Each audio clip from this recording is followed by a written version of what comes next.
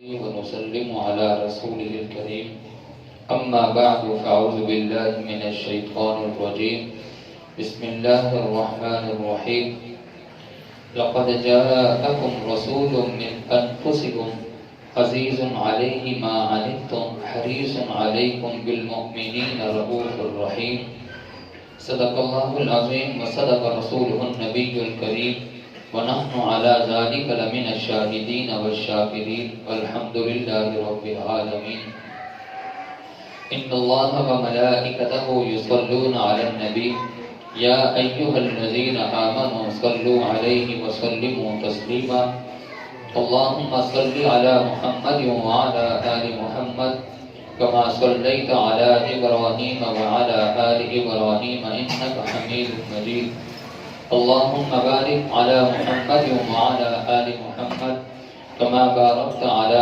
إبراهيم وعلى آل إبراهيم إنك حميد مجيد. پھر انتہائی واجب الاحترام دوستوں، ساتھیوں، عزیزوں، سننے والی میری محترم ماں اور بہنوں، گزشتہ 3-4 جمعوں سے حضور کی شان، مقام اور مرتبہ اور عاشقوں کا تذکرہ چل رہا ہے. اگر ہم اسی موضوع کو لے کر پورا سال بھی چلتے رہیں، اور پورا سال تو کیا پوری زندگی بھی چلتے رہیں، تو زندگی ختم ہو سکتی ہے لیکن یہ موضوع مکمل نہیں ہو سکتا. عاشقوں کی ایک لمبی داستان ہے کہ جس پر بزرگوں نے بڑی موٹی موٹی کتابیں لکھی کہ فلاں عاشق گزرا، فلاں عاشق گزرا، فلاں حضور کی محبت میں جان دینے والا گزرا. ایک لمبی فہرست ہے. پچھلے سے پچھلے جمعے صحابہ کرام کا حضور کے ساتھ عشق اور محبت کا تذکرہ ہوا، اور پچھلے جمعے تابعین، بزرگان دین، محدثین، فقہاء، ان کا حضور کے ساتھ تعلق، عشق اور محبت کا تذکرہ گزرا. آج کے اس مختصر سے وقت میں آپ کے سامنے تابعین کے بعد، محدثین کے بعد، اہل سنت والجماعت علماء دیوبند کا حضور کے ساتھ محبت اور عشق والا تعلق جو تھا اس کو بیان کرنا چاہتا ہوں. اللہ رب العزت نے ایک جماعت پہلے بھیجی جن کو صحابہ کہا جاتا ہے، اور ایک جماعت بعد میں بھیجی جن کو اہل سنت والجماعت دیوبند کہا جاتا ہے. اور یہ بات میں نہیں، علامہ اقبال کہتا ہے کہ اللہ رب العزت نے ان علماء دیوبند میں ایسے اوصاف رکھ دیے، ایسے اوصاف پیدا کر دیے کہ یوں کہیے کہ ایک جماعت پہلے چل رہی تھی جنہوں نے پیغمبر کو دیکھا، جن کو صحابہ کہا جاتا ہے. ان کے کچھ بچے کچے لوگ صحابہ کی جماعت کے اللہ نے آج کے زمانے میں بھیج دیے. بات توجہ سے سنیے گا، غلط طرف نہ لے جائیے گا. میں یہ نہیں کہتا صحابی ہیں، نہ صحابی ہیں، نہ تابعی ہیں، نہ تبع تابعی ہیں، لیکن اللہ نے ان علماء میں اوصاف ایسے رکھ دیے کہ شاید یہ اوصاف اوروں میں تلاش کرنا مشکل ہو. بڑے مقام اور مرتبے والے یہ دیوبند والے وہ لوگ کہ جن کے دل میں پیغمبر کا واقعی عشق اور پیغمبر کی واقعی محبت تھی. بس وہ چند واقعات آپ کے سامنے رکھنا چاہتا ہوں کہ اللہ نے دیوبند والوں کو کیا پیغمبر کا عشق دیا، کیا پیغمبر کی محبت دی ہے. آدمی دکان کھول کے بیٹھتا ہے، کسی کی برائی بیان نہ کرے، اپنا سودا کھڑا ہے، یہ آواز تو لگا سکتا ہے کہ نہیں لگا سکتا؟ بولو. آلو بیچنے والا، ٹماٹر بیچنے والا، پھل فروٹ بیچنے والا اپنے پھل اور سبزی کی کوالٹی بیان کر سکتا ہے کہ نہیں بیان کر سکتا؟ ہم کسی اور کی بات نہیں کرتے، ہم اپنے اکابر کی بات کرتے ہیں کہ اللہ نے ہمارے اکابر علماء دیوبند کو وہ محبت اور عشق عطا فرمایا تھا کہ شاید اس قسم کا عشق اور محبت تلاش کرنا موجودہ دور میں مشکل ہی نہیں، ناممکن ہے. مولانا قاسم نانوتوی رحمت اللہ علیہ، بات بڑی توجہ سے سنیے گا، مولانا قاسم نانوتوی رحمت اللہ علیہ دارالعلوم دیوبند کے بانی ہیں. مولانا رشید احمد گنگوہی رحمت اللہ علیہ دارالعلوم دیوبند کے بانی ہیں، ان کے پیر و مرشد حاجی امداد اللہ مہاجر مکی بڑے اللہ والے نیک آدمی تھے۔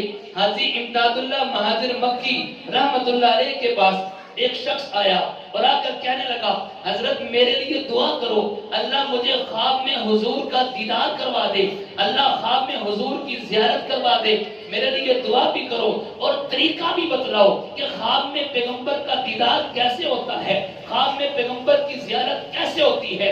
حاجی امداد اللہ مہاجر مکی نے کہا پیغمبر کا دیدار خواب میں ہو جائے اس کے لیے دو کام کرنے ہیں، نمبر ایک کثرت سے درود پڑھو اور نمبر دو پیغمبر کی سنت پہ عمل کرو، یہ دو کام کرو پیغمبر کا دیدار ہو جائے گا۔ اس شخص کو جواب دیا، وہ چلا گیا۔ اس کے جانے کے بعد حاجی امداد اللہ مہاجر مکی کہنے لگے یہ آدمی بڑا ہمت والا ہے، خواب میں پیغمبر کا دیدار کرنا چاہتا ہے، بڑی اس میں ہمت ہے، بڑی اس میں طاقت ہے، ہم میں تو اتنی طاقت نہیں ہے، میں تو بس یہ چاہتا ہوں مجھے خواب میں پیغمبر کے روزے کا دیدار ہو جائے، میرے لیے یہی کافی ہے۔ نہیں سمجھے؟ پیغمبر کا ایک روب ہے، پیغمبر کا ایک دبدبہ ہے، ڈر لگتا ہے پیغمبر کا دیدار ہو، بے ادبی نہ ہو جائے، گستاخی نہ ہو جائے۔ فرمایا مجھے تو اسی میں غنیمت سمجھتا ہوں کہ مجھے خواب میں پیغمبر کے روزے کا دیدار ہو جائے۔ نبی پاک صلی اللہ علیہ وسلم کے روزے میں 3 قبریں ہیں، نمبر 1 ابو بکر کی، نمبر 2 عمر کی اور نمبر 3 نبی پاک صلی اللہ علیہ وسلم کی۔ پہلی قبر حضور کی، دوسری قبر ابو بکر کی اور تیسری قبر عمر فاروق کی۔ حضور کے روزے میں 3 قبریں ہیں۔ آپ نے کبھی خواب میں دیکھا ہوگا کہ اونچی سی قبر ہے اور سبز رنگ کی چادر اوپر ڈالی گئی ہے اور لکھا گیا ہے یہ حضور کی قبر ہے۔ آپ نے کبھی تصویر میں دیکھا ہوگا۔ یہ بات ذہن میں رکھیے گا، یہ اوریجنل قبر نہیں ہے، یہ خیالاتی ہے، یہ تصوراتی ہے۔ حضور کی قبر کی تصویر تو کھینچی ہی کسی نے نہیں ہے۔ نبی پاک صلی اللہ علیہ وسلم کی قبر جہاں پہ حضور کی قبر ہے، نبی پاک صلی اللہ علیہ وسلم کا روزہ، اس روزے میں 3 قبریں ہیں، چوتھی قبر کی جگہ باقی ہے اور اس چوتھی جگہ پر نبی پاک صلی اللہ علیہ وسلم نے فرمایا حضرت عیسیٰ علیہ السلام کو وہاں پہ دفن کیا جائے گا۔ تو حضور کے روزے میں کتنی قبریں؟ 3 قبریں، چوتھی قبر کی جگہ باقی، وہاں پر حضرت عیسیٰ علیہ السلام دفن ہوں گے۔ حضور کے قبر کے اوپر سبز رنگ کا گنبد دیکھا کہ نہیں دیکھا؟ بولو، کسی نے اوریجنل میں دیکھا ہوگا اور ساروں نے تصویر میں تو دیکھا ہی ہے۔ حضور کے روزے کے اوپر سبز گنبد ہے یا نہیں ہے؟ جس کو گنبد خضرا کہا جاتا ہے۔ اچھا لگتا ہے کہ نہیں لگتا؟ جب دیکھتے ہیں تو دل کرتا ہے کہ دیکھتے ہی چلے گئے، ایسا ہے کہ نہیں ہے؟ آدمی گیا گزرا کیوں نہ ہو، چاہے جیسا بھی وہ بے عمل ہی کیوں نہ ہو، لیکن حضور کی محبت کی چنگاری تو دل میں ہے نا۔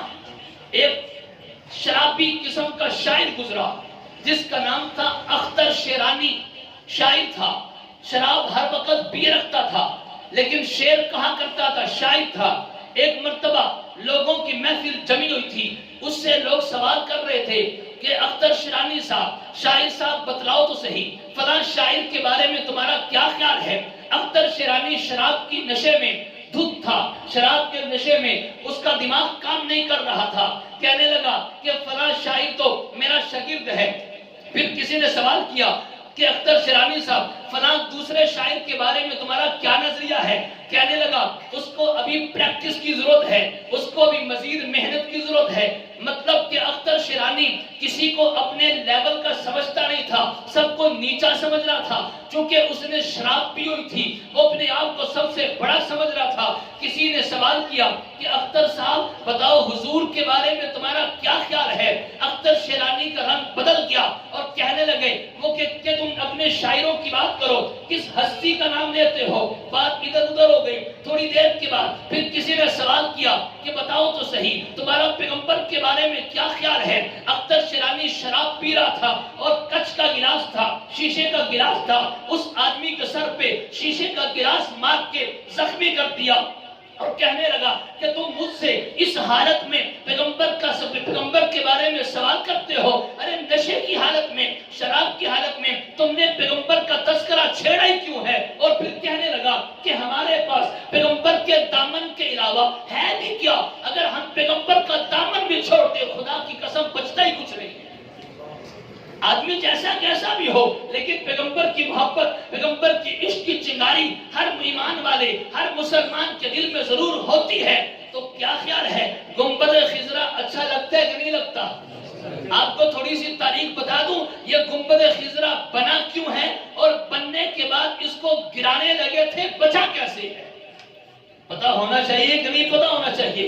ہمارے نبی کے روزے کی بات ہوتی ہے، گنبد خضرا جو سب کی آنکھوں کو اچھا لگتا ہے، دیکھتے ہیں تو دل کو سکون پہنچتا ہے، آنکھوں کو ٹھنڈک ملتی ہے۔ یہ گنبد خضرا بنا کیسے ہے؟ یہ گنبد خضرا شروع میں نہیں تھا، یہ گنبد خضرا ترکیوں کے زمانے میں بنا ہے، اس سے پہلے گنبد خضرا نہیں تھا۔ ایک وقت آیا، سعودیہ کی حکومت اور علماء نے فتویٰ جاری کیا کہ قبر کے اوپر جس قبر کے اوپر چھت بنی ہے، کمرہ بنا ہے، کبہ بنا ہے، گنبد ہے، سب کو گرا دیا جائے۔ پورے سعودیہ میں آپ دیکھو کسی قبر کے اوپر آپ کو چھت یا کمرہ یا کبہ یا گنبد نظر نہیں آئے گا، حتیٰ کہ خود جنت البقیع میں جتنی قبروں کے اوپر چھتیں بنی تھی، کمرے بنے تھے، سب کو گرا دیا گیا۔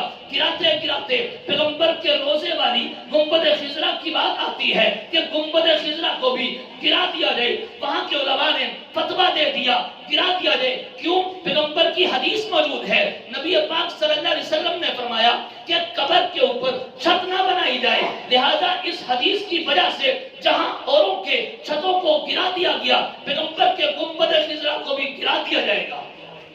یہ کس نے فتویٰ دیا؟ سعودیہ کے علماء نے دیا، وہاں کی حکومت نے گروائے بھی ہیں اور ان کے پاس حدیث موجود ہے، ان کے پاس دلیل موجود ہے۔ اب جب گنبد خضرا کو گرانے کی باری آئی، توجہ ذرا، گنبد خضرا کو گرانے کی باری آئی، درمیان میں رکاوٹ بننے والے یہی علماء دیوبند تھے۔ یہ رکاوٹ بنے، ہم پیغمبر کے روزے کو، پیغمبر کے گنبد خضرا کو گرنے نہیں دیں گے۔ بھئی وجہ کیا ہے؟ علماء ڈٹ گئے، کچھ بھی ہو جائے پیغمبر کے گنبد خضرا کو نہیں گرنے دیا جائے گا۔ اب وہاں کی حکومت نے اپنے علماء کا وفد ہندوستان دارالعلوم دیوبند کے اندر بھیجا کہ وہاں کے علماء سے بات چیت کرو، آخر تمہارے پاس کیا دلیل ہے کہ تم گنبد خضرا کو گرنے نہیں دیتے؟ ان کے پاس تو دلیل ہے، پیغمبر کی حدیث ہے، حضور نے فرمایا کہ قبر کے اوپر جو چھت ہو اس کو گرا دی جائے یا قبر کے اوپر چھت نہ بنائی جائے، لہٰذا اس حدیث کی وجہ سے وہ گرانے پر تلے ہوئے ہیں۔ لیکن یہ دیوبند والے انہوں نے کہا کہ ہم پیغمبر کے روزے کے اوپر بنی ہوئی چھت گنبد خضرا کو گرنے نہیں دیں گے، آخر تمہارے پاس دلیل کیا ہے؟ دارالعلوم دیوبند کے علماء نے کہا کہ ہمیں 3 دن کی مہلت دو، 3 دن کی مہلت دو۔ سعودیہ کے علماء نے کہا ٹھیک ہے، ہم 3 دن کے لیے آپ کے پاس مہمان ہیں، 3 دن کے بعد پھر ڈسکس ہوگی اس موضوع پر کہ پیغمبر کے گنبد خضرا کو گرایا جائے یا نہ گرایا جائے۔ دارالعلوم دیوبند کے علماء نے پورے آج دیکھتے ہیں فیصلہ کیا ہوتا ہے۔ پیغمبر کے گنبد خضرا کا مسئلہ، توجہ، پیغمبر کے گنبد خضرا کا مسئلہ ہے، دیکھتے ہیں فیصلہ کیا ہوتا ہے۔ گرانے کا فیصلہ ہوتا ہے یا باقی رکھنے کا فیصلہ ہوتا ہے؟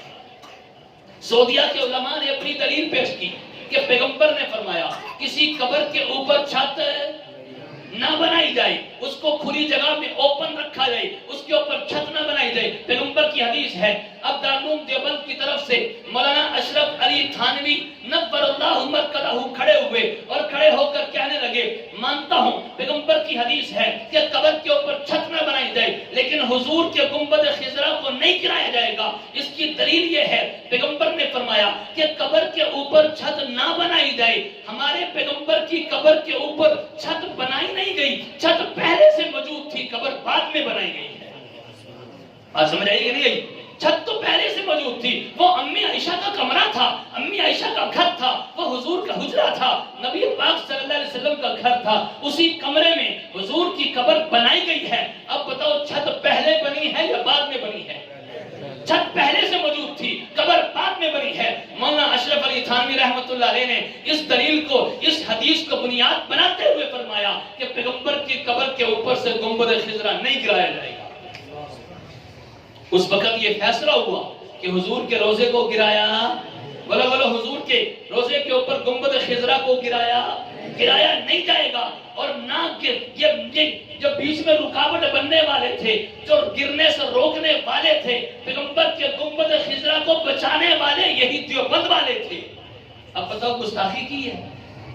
لوگ ایسے ہی کیا کرتے ہیں، یہ جی دیوبند والے گستاخ ہیں۔ میں کہتا ہوں میں دیوبند والا ہوں، مجھے بتاؤ کون سی گستاخی کی ہے؟ ہم کہتے ہیں جو پیغمبر کے جوتے کی توہین کرے کافر ہے، جو پیغمبر کے پگڑی کی توہین کرے کافر ہے، پیغمبر کے ناخن کی توہین کرے کافر ہے۔ ایک کسی شخص نے یہ بات کہہ دی، نبی پاک صلی اللہ علیہ وسلم کے دنیا سے جانے کے بعد حضور کی ناخن، حضور کی انگلی کا ناخن نیلا پڑ گیا تھا۔ وقت کی حکومت نے کہا پکڑ کے لٹکا دیا جائے، اس نے پیغمبر کی توہین کی ہے۔ نیلا اس کا پڑتا ہے جس کو وفات ہو جائے، جو مر چکا ہو۔ نبی پاک صلی اللہ علیہ وسلم تو اپنی قبر مبارک میں زندہ ہیں، کس نے کہا نیلا پڑ گیا تھا؟ ہم تو نبی پاک صلی اللہ علیہ وسلم کے روزے نہیں، حضور کے مدینے کے بھی احترام اپنا ایمان سمجھتے ہیں۔ ہم تو حضور کے مدینہ کی مٹی بھی اپنے لیے آنکھوں کا سرما سمجھتے ہیں۔ مولانا اشرف علی تھانوی رحمۃ اللہ علیہ کے بارے میں آتا ہے وہ سرما ہی ڈالتے تھے۔ وہ کیا تھا؟ پیغمبر کے روزے میں صفائی کی گئی گرد و غبار کہہ لیں، مٹی کہہ لیں، وہ اکٹھا کر کے اپنے آنکھوں میں سرما ڈالا کرتے تھے۔ یہ عشق تھا یا گستاخی تھی؟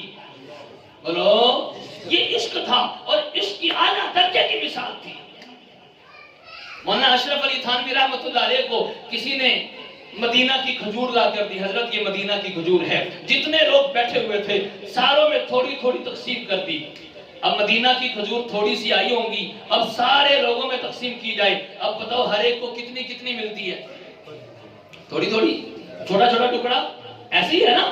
ایک شخص نے کہہ دیا کہ حضرت تھوڑی سی کھجور کا کیا بنے گا، تھوڑی سی کھجور سے کیا ہونا ہے؟ حضرت کا رنگ بدل گیا اور غصے میں فرمانے لگے، شرم نہیں آتی؟ پیغمبر کے شہر سے آئی ہوئی کھجور کو تھوڑا سمجھتے ہو؟ یہ تمہیں چھوٹا سا ٹکڑا بھی مل جائے، یہ زمین و آسمان کی دولتوں سے اعلیٰ ہے۔ کسی نے حضرت کو رومال دیا، حضرت یہ مدینہ سے آیا ہے، حضرت نے چوما، آنکھوں کو لگایا، نیچے رکھ دیا۔ وہ ان کے جانے کے بعد میں کسی نے کہا حضرت یہ میڈ ان مدینہ نہیں ہے، یہ مدینہ میں بنا نہیں ہے، جاتے یہیں سے ہی ہیں، میڈ ان پاکستان ہے، میڈ ان چائنا ہے، میڈ ان ترکی ہے، یہ ملکوں دوسرے ملکوں میں بن کے کہاں جاتے ہیں، یہ مدینہ کا تو نہیں بنا۔ حضرت کہنے لگے مجھے بھی پتہ ہے یہ مدینہ میں بنا نہیں ہے، لیکن مدینہ سے ہو کر تو آیا ہے، اس کو مدینہ کی ہوا تو لگ گئی ہے۔ کوئی شخص حج کر کے آتا ہے، کوئی شخص عمرہ کر کے آتا ہے، آپ اس کو چاہت سے ملتے ہو کہ نہیں ملتے؟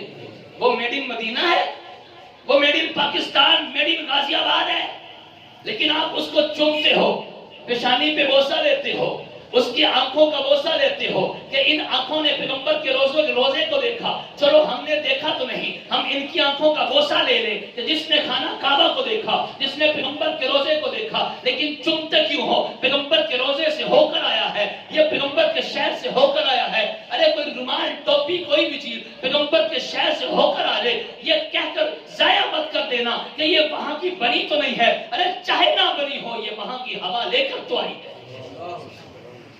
یہ ہے عشق کی بات، یہ ہے محبت کی بات۔ مولانا قاسم نانوتوی دارالعلوم دیوبند کی بانی، میں نے کہا نا میں پورا سال بھی اس موضوع پر بتلاتا رہوں، یہ موضوع ختم ہونے والا نہیں ہے۔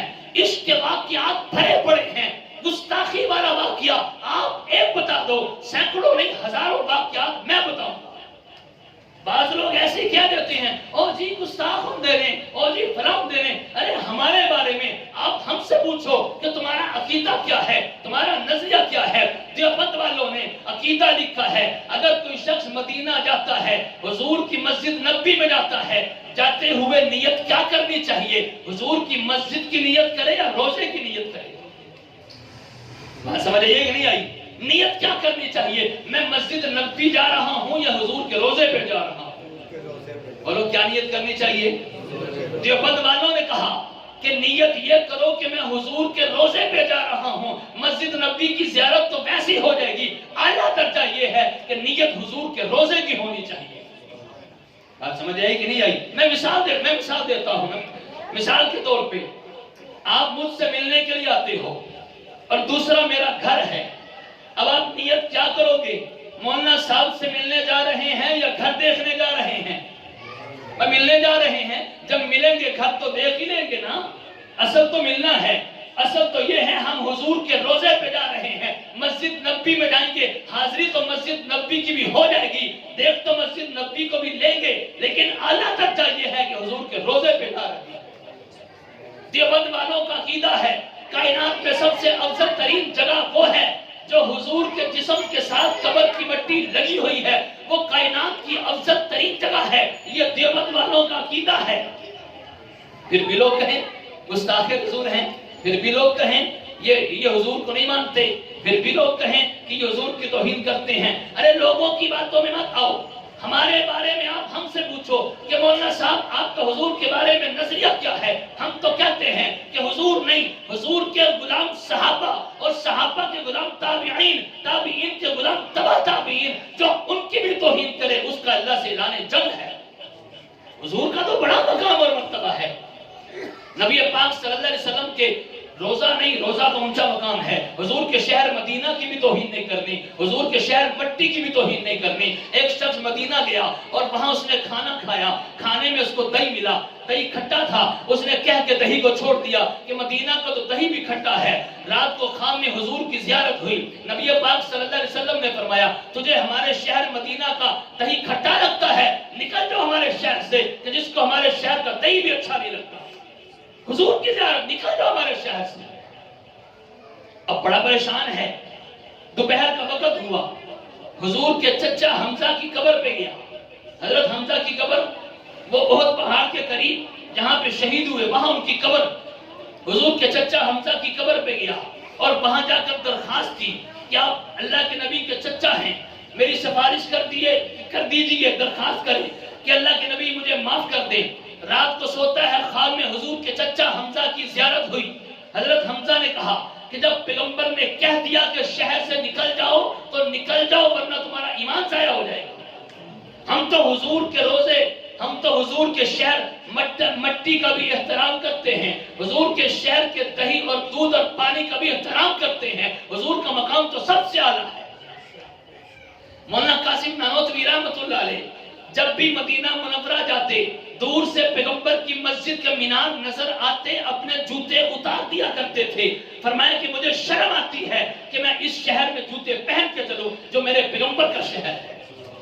جوتے پہن کر چلیں گناہ تو نہیں ہے، بولو گناہ تو نہیں۔ آج سارے جوتے پہن کے چلتے ہیں، لیکن یہ عشق کا اعلیٰ درجہ ہے، یہ ادب کا اعلیٰ ترین مقام ہے کہ اپنے جوتے اتار دیا کرتے تھے۔ اور پھر مدینہ کی سرزمین آج کل کے دور کی طرح نہیں کہ وہاں بہترین سڑکیں بنی ہوں، وہاں فرش بنے ہوں۔ اس دور کی بات ہے کہ جس دور میں پتھریلی زمین تھی، پتھروں والی زمین تھی، وہاں پر تو پیدل چلنا مشکل کام ہے۔ پہاڑی علاقے پر آپ پہاڑ پر چڑھیں ننگے پاؤں پہ زخم بن جائیں گے، پاؤں پہ چھالے بن جائیں گے، لیکن مولانا قاسم نانوتوی عشق رسول میں ڈوب کر اپنے جوتے اتار کے ننگے پاؤں حضور کے شہر میں چلا کرتے تھے اور فرماتے تھے مجھے شرم آتی ہے پیغمبر کے شہر میں چلو جوتے پہن کے چلو۔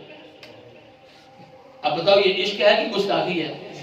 بولو یہ عشق ہے کہ گستاخی؟ یہ عشق ہے۔ مولانا قاسم نانوتوی دارالعلوم دیوبند کے بانی تھے، یہ ان کا پیغمبر کے ساتھ عشق رسول ہے۔ مولانا قاسم نانوتوی رحمۃ اللہ علیہ کو انگریز نے پکڑنے کا آرڈر جاری کر دیا۔ انگریز کی حکومت تھی، اس نے کہا کہ مولانا قاسم نانوتوی کو گرفتار کر لیا جائے۔ مولانا قاسم نانوتوی توجہ ذرا 3 دن کے لیے اپنے گھر میں چھپ گئے، 3 دن کے لیے اپنے گھر میں روپوش ہو گئے۔ 3 دن کے بعد چوتھا دن آیا، گھر سے باہر آ گئے۔ لوگوں نے کہا حضرت آپ کے بارے میں گرفتاری کے وارنٹ جاری ہوئے ہیں کہ ان کو گرفتار کر لیا جائے۔ کیا انگریز نے وارنٹ واپسی لے لیے ہیں؟ کہا نہیں واپسی تو نہیں لیے۔ پھر کہا لوگوں نے آپ نکلے کیوں ہو، اندر چلے جاؤ۔ مولانا قاسم نانوتوی نے بڑا پیارا جواب دیا، فرمانے لگے میں 3 دن کے لیے گھر میں روپوش ہوا تھا، انگریز سے ڈر کر نہیں، پیغمبر کی سنت سمجھ کے ہوا تھا۔ نبی پاک صلی اللہ علیہ وسلم بھی اپنی زندگی میں 3 دن کے لیے روپوش ہوئے تھے۔ جب مکہ سے مدینہ ہجرت کر رہے تھے 3 دن اور 3 رات تک غار ثور میں میرے پیغمبر وہاں پر روپوش ہوئے، میرے پیغمبر وہاں پہ چھپے ہیں۔ میں تو پیغمبر کی سنت کو زندہ کرنے کے لیے، انگریز سے ڈر کر نہیں، پیغمبر کی سنت کو زندہ کرنے کے لیے لیے روپوش ہوا ہوں، لیکن میں نے تاریخ کا مطالعہ کیا ہے کہ پیغمبر 3 دن روپوش ہوئے ہیں، 3 دن کے بعد پیغمبر باہر آ گئے ہیں، اب 3 دن کے بعد مزید میں اندر رہوں۔ یہ محبت ہے، یہ عشق ہے۔ مولانا قاسم نانوتوی رحمۃ اللہ علیہ ایک مرتبہ بیان کر رہے تھے سنت کے موضوع پر، سنت کی اہمیت پر۔ ایک شخص کھڑا ہوا، حضرت آپ سے سوال کرنا ہے۔ مولانا قاسم نانوتوی اللہ والے تھے، نیک آدمی تھے، فوراً سمجھ گئے کہ اس نے سوال کیا کرنا ہے۔ مولانا کہنے لگے 1 منٹ بیٹھو، میں ابھی آتا ہوں۔ بیان چھوڑ کے گھر چلے گئے، اور ان کی بہن بیوہ تھی۔ نبی پاک صلی اللہ علیہ وسلم کی حدیث ہے کہ اپنی بیواؤں کا نکاح کروا دیا کرو، اگر کوئی بیوہ ہو جائے اس کو گھر میں بٹھائے نہ رکھو، اس کا نکاح کروا دو۔ مولانا قاسم نانوتوی گھر گئے، اپنی بہن بیوہ کو کہنے لگے کیا میری بہن، مجھے پتا ہے کہ تجھے اب شادی کی نکاح کی حاجت نہیں ہے، لیکن پیغمبر کا حکم ہے کہ بیواؤں کا نکاح کروا دیا جائے۔ اپنی پگڑی اتار کے بہن کے قدموں میں رکھ دی اور کہنے لگے کہ بہن میں سنت کے موضوع پہ بیان کر رہا ہوں، لوگ کہیں گے تیری اپنی بہن بیوہ بیٹھی ہے، اس کا نکاح کیوں نہیں ہوتا؟ بہن میری بات کو مانتے ہوئے، مجھے پتا ہے تجھے حاجت نہیں ہے، میری بات کو مانتے ہوئے پیغمبر کی سنت کو زندہ کرنے کے لیے، پیغمبر کے حکم کو ماننے کے لیے تیرا نکاح کر دیا جائے۔ بہن نے کہا مجھے قبول ہے۔ اسی وقت بیٹھے بیٹھے مجلس میں نکاح پڑھایا، فوراً مسجد میں آئے، بیان شروع کیا۔ وہ آدمی دوبارہ کھڑا ہوا، اس نے کہا حضرت میرا سوال ہے۔ اب حضرت نے کہا سوال کر، تیرا سوال کیا ہے؟ اس شخص نے کہا میرا سوال یہ ہے کہ آپ کی بہن گھر میں بیوہ بیٹھی ہے، آپ اس کا نکاح کیوں نہیں کروا دیتے؟ آپ سنت کی بات کرتے ہو، آپ اس سنت پہ عمل کرو، بیوہ بہن کا نکاح کروا دو۔ مولانا قاسم نانوتوی کہنے لگے میں سمجھ گیا تھا تیرا سوال یہی ہے، تیرے سوال کرنے سے پہلے میں بیوہ بہن کا نکاح کروا کے آ چکا ہوں۔ یہ ہے اصل سنت کی پابندی۔ اور یہ ابھی تو صرف میں نے ایک کا تذکرہ کیا ہے، ورنہ ہمارے اکابر کی مثالیں بھری پڑی ہیں۔ ایک اکابر کا تذکرہ کریں، ایک بزرگ کا تذکرہ کریں تو اس کے لیے ہمیں بڑا وقت چاہیے، کھلا وقت چاہیے کہ ہمارے اکابر نے عشق رسول کی کیسی مثالیں قائم کر دی ہیں۔ مولانا حسین احمد مدنی رحمۃ اللہ علیہ پیغمبر کے روزے کے ساتھ بیٹھ کر 18 سال حدیث کا درس دیا ہے۔ کتنے سال تک؟ اگر یہ گستاخ تھے تو نبی پاک صلی اللہ علیہ وسلم کی مسجد میں پہنچ کیسے گئے؟ اگر کوئی پیغمبر کی مسجد میں درس دیتا ہے اور حضور کی حدیث کا درس دیتا ہے، یہ عشق کی علامت ہے یا گستاخ کی علامت ہے؟ بولو۔ اگر کوئی شخص کہے میں پیغمبر کے روزے پر گیا، میں نے حاضری دی ہے، لوگ کہیں گے بڑا خوش نصیب آدمی ہے۔ ارے اس کے کیا کہنے کہ جس نے 18 سال تک پیغمبر کا پڑوس اختیار کیا ہے، پیغمبر کے پڑوس میں رہ کر، پیغمبر کے روزے کے پاس بیٹھ کر پیغمبر کی حدیث کا درس دیا کرتے تھے۔ ہم حدیث بیان کرتے ہیں کہ نبی پاک صلی اللہ علیہ وسلم نے فرمایا، عربی میں یوں کہتے ہیں قال رسول اللہ صلی اللہ علیہ وسلم کہ حضور نے فرمایا۔ مولانا حسین احمد مدنی کا حدیث کا درس دینے کا انداز ہی نرالا تھا، انہوں نے کبھی نہیں کہا کہ حضور نے فرمایا۔ وہ جب بھی حدیث بیان کرتے تھے سامنے حضور کی قبر ہوا کرتی تھی اور وہ یوں کہا کرتے تھے قال ھذا صاحب القبر، اس قبر والے نے یوں کہا ہے۔ اور جب وہ یہ لفظ بولتے تھے مجمع میں عجیب کیفیت طاری ہو جایا کرتی تھی۔ ارے ایک انداز یہ ہے کہ یوں کہیں حضور نے فرمایا، ایک انداز یہ ہے یوں کہیں کہ اس قبر والے نے فرمایا۔ یہ عشق کی اعلیٰ درجے کی مثال ہے۔ غازی علم الدین شہید کا نام آپ نے سنا ہے کہ نہیں سنا؟ غازی علم الدین شہید نے جب گستاخ راجپال کو قتل کیا، اب غازی کے بارے میں عدالت نے آرڈر کر دی اس کو گرفتار کر لیا جائے، پھانسی پہ لٹکا دیا جائے۔ جب پھانسی پہ لٹکانے کا آرڈر ہوا، غازی کے وکیل نے کہا کہ غازی صاحب ایک مرتبہ کہہ دو کہ جس وقت میں نے گستاخ کو قتل کیا تھا میں ہوش میں نہیں تھا۔ ایک مرتبہ کہہ دو میں ہوش میں نہیں تھا، مجھے اس وقت کچھ علم نہیں تھا، بے ہوشی میں نے گستاخ کو قتل کیا، تمہیں چھوڑ دیا جائے گا۔ غازی نے ترک کے جواب دیا، ارے پوری زندگی ایک کام تو ہوش میں کیا ہے، تم کہتے ہو یہ بھی کیا تم بے ہوشی میں کیا ہے؟ یہ سمجھے، یہ عشق رسول کی اعلیٰ درجے کی مثال ہے۔ تو اس طرح کی اکابر کی مثالیں بے شمار مثالیں بھری پڑی ہیں۔ تو پچھلے سے پچھلے جمعے صحابہ کا تذکرہ کیا، اس سے بعد والے جمعے پچھلے جمعے تابعین کا تذکرہ کیا، آج کی مختصر سی نشست میں علماء دیوبند کا تذکرہ کیا۔ اگلا جمعہ انشاءاللہ فضائل درود شریف پر ہوگا۔ اللہ سے دعا اللہ تعالی ہم سب کو سمجھ بھی عطا فرمائے اور پیغمبر کا عشق عطا فرمائے. آمین. وآخر دعوانا الحمدللہ رب العالمین.